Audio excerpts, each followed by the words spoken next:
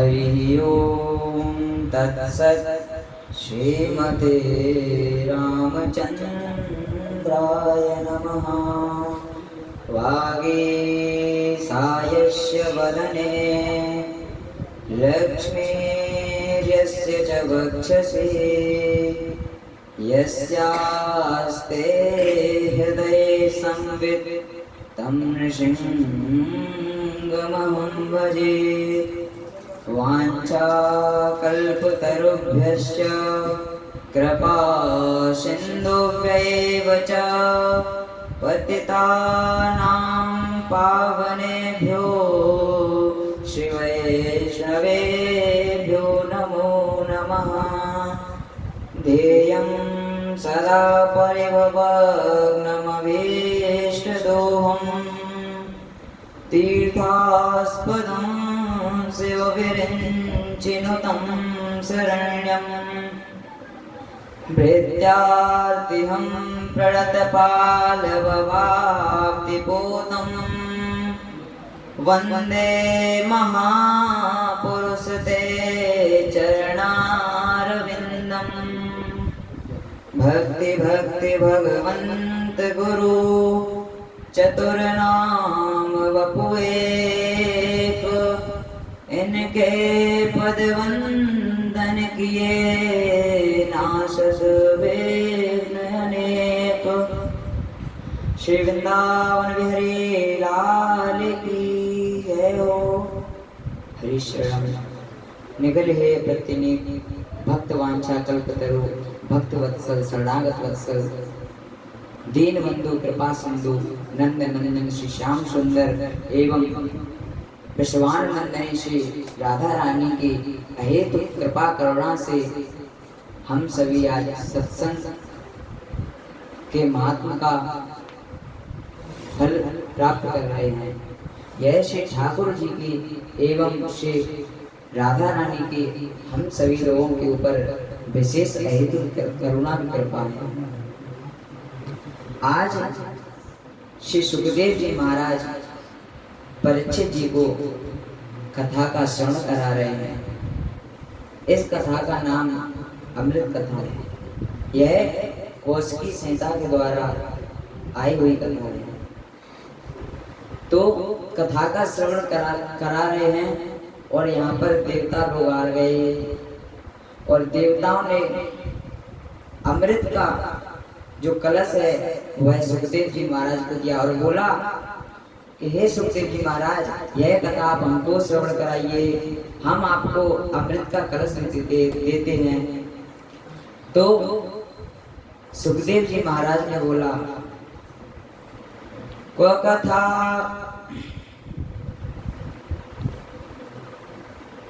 वसुधा कथा लोके क्वकाचा क्वमणिर्महान् विचार्येवं ब्रह्मरातो विचार्येवं तदा देवांजहासः। तो सुखदेव जी महाराज बोले कि कहाँ ये अमृत कांच के समान और कहाँ ये श्रीमद् भागवत अमृत के समान। यह तो मणि के समान है और आपका जो अमृत है वह कांच के समान है। तो सुखदेव जी महाराज ने ऐसा कहा कहकर और उनको वहां से भगा दिया। तो इसका तात्पर्य यह है कि जो ये अमर कथा है ये सबसे पहले किसने किसको सुनाई। तो एक बार की बात है, श्री नारद जी महाराज भ्रमण करते करते कैलाश पर्वत पर पहुंचे और वहां जाकर उन्होंने देखा कि शिव जी हैं वह समाधिस्थ हैं और पार्वती माता अपने कार्यों में अस्त व्यस्त हैं। तो नारद जी ने पार्वती माता से कहा, हे माता, आपकी जो आपको सबसे ज्यादा प्रेम करते हैं वो श्री शंकर जी महाराज, तो उन्होंने आपको एक बताई है क्या कि कौन सी बात, कि जो उनके गले में मुन्नों की माला है वो किसकी है। तो उन्होंने कहा नहीं, तो वह विचार करने लगे कि वो हमको सारी बात बताते हैं, फिर यह बात हमसे क्यों छुपाई। तो नारद जी ने उनके मन में एक संकोच डाल दिया और वहां से चले गए। तो जैसे ही शिव जी समाधि से उठे तो पार्वती माता ने सबसे पहले प्रश्न किया, हे स्वामी, जो आपके गले में है मुन्नों की माला है वह किसकी है। तो शंकर जी प्रसन्न होकर बोले कि हे माते, यह मुन्नों की माला आपकी है। तो माते ने सोचा कि वो कैसे, कि जब जब आपका देह त्याग हो जाता है तब तक ये मुन्नों की माला बढ़ती रहती है। तो उन्होंने बोला, हमारा जब देह त्याग हो जाता है तो आपका क्यों नहीं होता।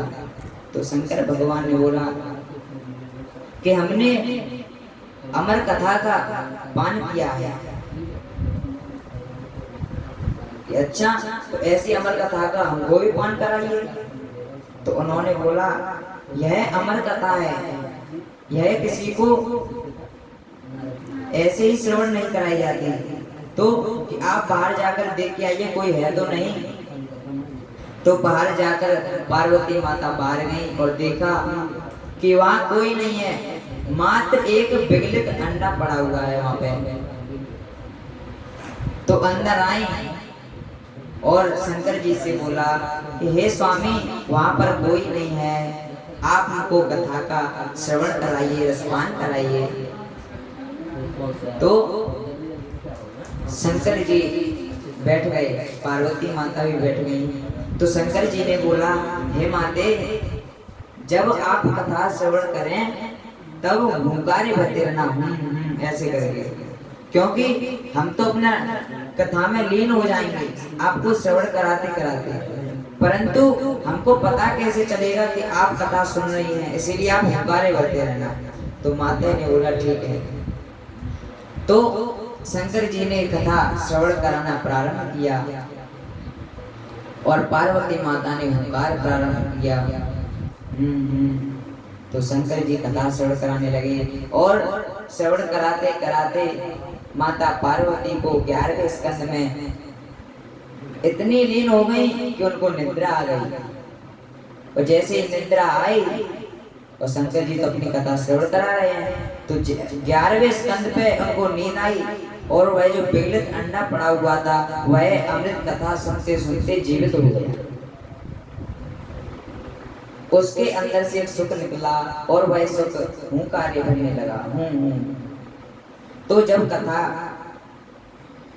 समाप्त हुई और शंकर जी समाधि से उठे, उन्होंने देखा कि पार्वती माता तो सो गई, निद्रा में लीन हो गई, तो यह हुंकारे कौन भर रहा था। तो उन्होंने देखा कि यह तो सुख है, तो उनको क्रोध आ गया।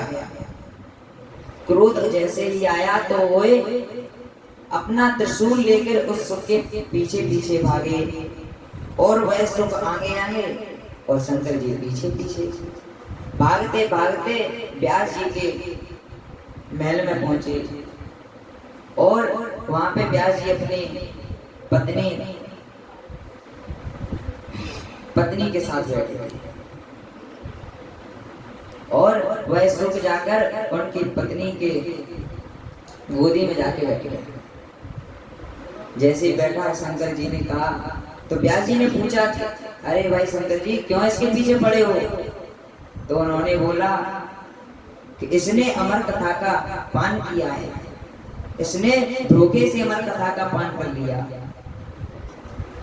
तो व्यास जी हंसने लगे और बोले कि आप भी भोले हैं, क्यों, क्योंकि इसने अमर कथा का पान कर लिया तो यह मर कैसे सकता है। तो शंकर जी ने कहा, सही कह रहे हैं आप।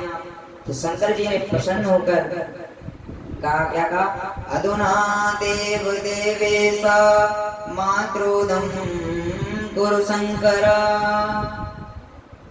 क्रोध में शंकर जी थे, वह प्रसन्न चित्त होकर व्यास जी के पत्नी का जो गर्भ था उसमें उसको प्रवेश कर दिया और यह अमर कथा का ऐसे इन्होंने पान किया, इसी को अमर कथा कहते हैं।